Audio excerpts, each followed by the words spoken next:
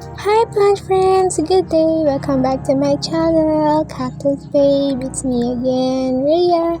And ngayon, ang video natin ay mag-update tayo tungkol sa mga cactus, variegated cactus na binili ko last January, I think.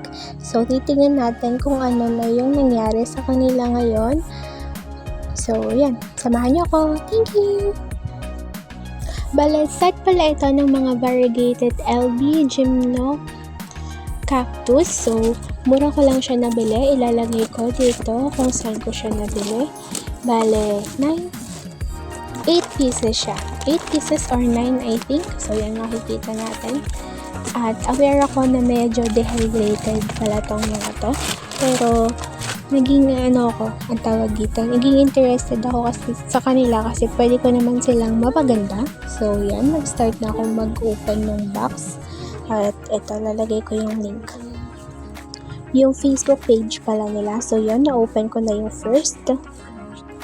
Bale, 9 pieces pala to ng mga variegated gymnos at isang crusted na green gymno. So, napakamura nito guys for only, yung set ng 9 pieces is only 250. Tapos yung isang crusted naman is nabili ko lang siya for 50 pesos. So, itong isang shift na to is parang 300 pesos lang siya na total. So, nahihilig akong bumili ng mga set na mga gymnos kasi medyo mahal nga naman itong hobby na napili natin. So, ginagastusan natin siya. Pero, sobrang sulit nung set na to na nabili ko sa seller na to. So, yun. Kahit medyo dehydrated sila, is alam mo naman sa sarili mo na kaya mo silang mabuhay. Yun, gaganda at gaganda yung plants na nasa iyo. So, yan. Pang 6 na. So, yun, nakikita nyo kung gaano sila kalalaki. So, kahit payat sila, pero malalaki yung sizes nila, guys. Yan. Check ko kung merong mga mealybugs, gano'n, pero wala naman akong nakikita. Tsaka, yun lang, medyo dry lang talaga sila, pero sa total, wala namang naging problema. So, yan.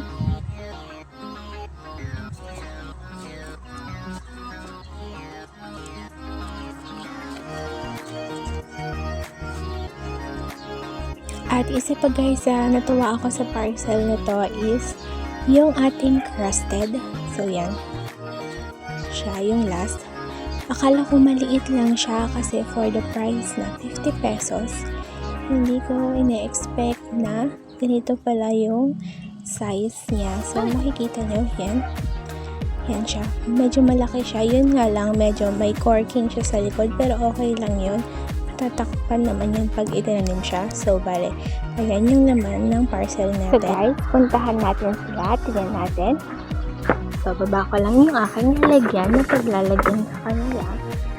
Tapos, kunin na natin sila isa-isa. First, itong ating crusted. Next,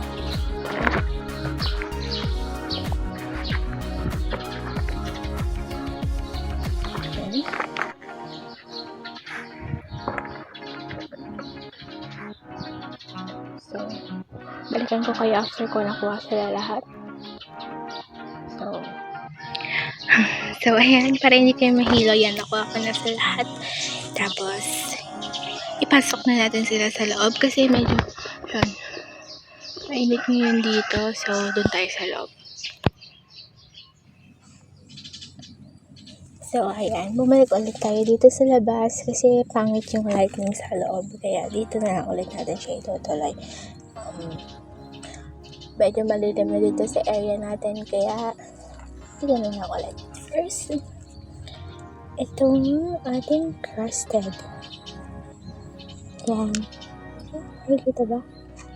Ganyan yung itsura niya ngayon guys. Yung corking na ayun nasa ilalim, hindi na siya masyadong halata. Itong scar niya, meron na yan nung nabili ko siya. Bale, naka-ROS pala to guys, rain or shine siya. So, bali, nung tinanim ko siya, nung in-unbox ko siya, kinabukasan ng hapon, tinanim ko na agad and naka-rain or shine sila. Hindi sila maarte. Next. Lemon.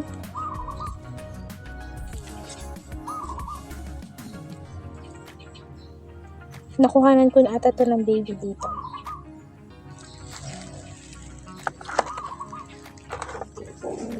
Tapos tayo ito din. Ito din. Nakuhanan ko na rin ito ng baby guys. Isa. Pero nandito ata siya or dito na part. Ayan. Ito. Parang full bar to guys. Pero maliliit lang.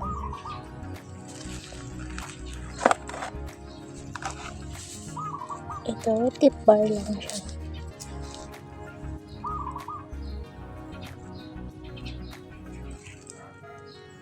Pero malaki to. Isa to sa mga malalaki. Yan. Yan, nakita nyo, hindi na siya kulubot. Pero yung mga brown yan sa baba, natural lang yun.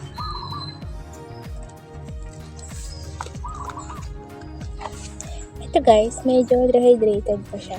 Bali, yung nakita niyo flower sa opening ko kanina, flower niya yun. At ito, na-pollinate ko siya. Ayan. So, ganyan.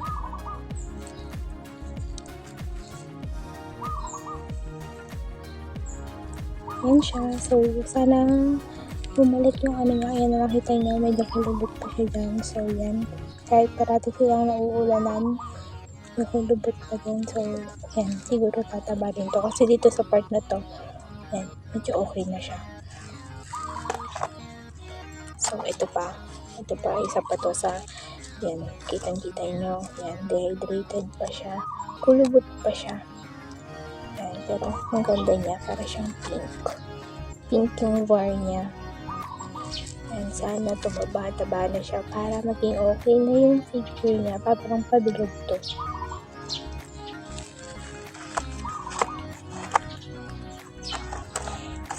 Ito naman, madami siyang bar. Yellow siya na nag-orange. Actually, minimal bar lang yung set na yun, pero maganda pa rin siya. Ayan. Next. Ito naman yan. Maganda din siya. Ayan, kaya lang, ayan o. Hindi ko alam kung ano yan. Ito. Nasunog ata siya. Sana hindi mag-rat yan. Pero naniniwala naman ako sa kanya na hindi siya mag-rat. Last two. Ito. Ayan. Siya nagkakaroon sila ng mga babies. Ayan. Sana lumaki na din ito. Medyo maliit yan. Ito din.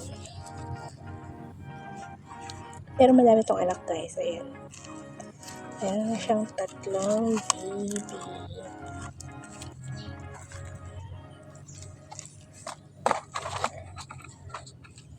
So, baka nagtataka kayo kung paano ko sila nahanap. Meron akong pictures nila. So, ilalagay ko dyan para makita niyo yung before and after nila.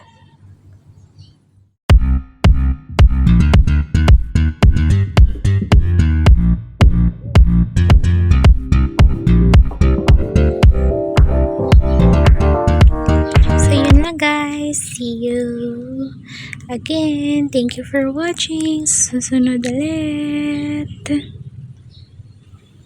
Bye-bye.